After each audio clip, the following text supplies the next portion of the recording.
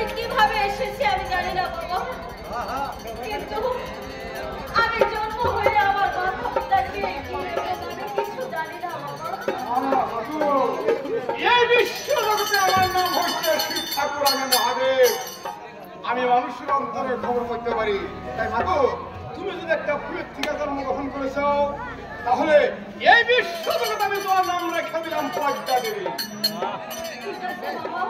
মা মাগো, আমি জন্ম হয়ে যদি প্রথম তোমাকে দেখেছি, আমি তোমাকে আমার পিতা রূপে জেনেছি বাবা। হ্যাঁ মাগো, আমাকে আপনি আমার হ্যাঁ মাগো, এই বিশ্ব জগতে ভগবান আমার স্ত্রী পার্বতীর গর্ভে মেয়ে দেয়। এই মাগো, তুমি যদি আমার সঙ্গে আমার বাড়িতে যাও, আমি তোমাকে নিজের মেয়ের মতো লালন পালন করবো, আর খাদ্য খারাপ করে তোমাকে বিতরণ করবো। ঠিক আছে বাবা, আমাকে আপনি আপনার সঙ্গে নিয়ে চলুন বাবা। হ্যাঁ মাগো, তাই তুমি ভগবানের নাম স্মরণ করে আমার এই পুষ্পরতে বসো মা, আমি এখনই তোমাকে আমার বাড়ির ভিতরে নিয়ে যাবো। এই কথা কইয়া নবলোকে পর্যাকে দেখো শিবের পুষ্পরথে বসাইছে, বসানোর সঙ্গে সঙ্গে এমন সুন্দর সারা সুন্দর একটা গান গেয়ে গেল তাদের শিবের কাছে।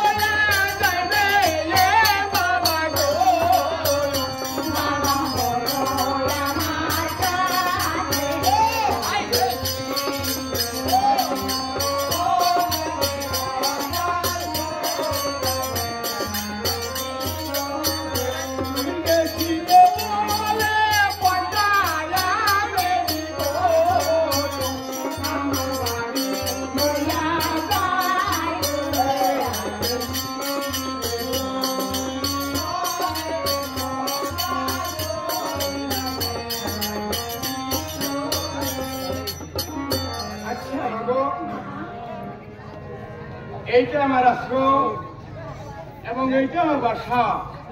ওই বীরবন জঙ্গল হতে তোমাকে রাস্তা দিয়ে নিয়ে আসছি। আর একটা কথা আমি মনে মনে চিন্তা করছি মা।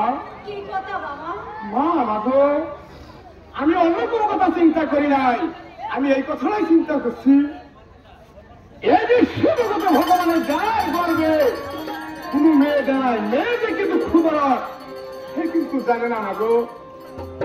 এখন যদি তোমাকে আমার বাড়ির ভিতরে নিয়ে যায়, আমার স্ত্রী তোমার হলো মা, যদি তোমাকে নিজের মেয়ের মতো ধরে লালন পালন না করে মাগো, সেই ভগবানের কাছে মাগো। এই যে আমার বাড়ির সম্মুখে কালী ঘর আছে, এই কালী ঘরে তোমাকে একবার অবশ্য লুকিয়ে রাখবো।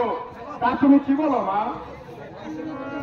ঠিক আছে বাবা, যদি বিশ্বাস করি তোমার সঙ্গে এসেছি বাবা, তবে তুমি আমাকে যেখানে রাখবে আমি সেখানেই থাকবো।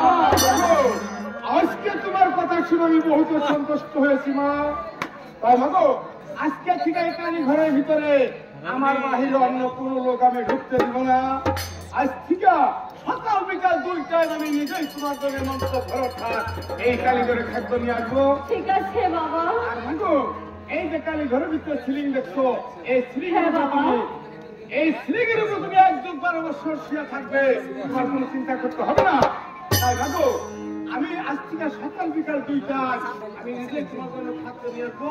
আমার বাহিরে অন্য কোন লোক আমি এই কালী ঘরে ঢুকতে দিব না।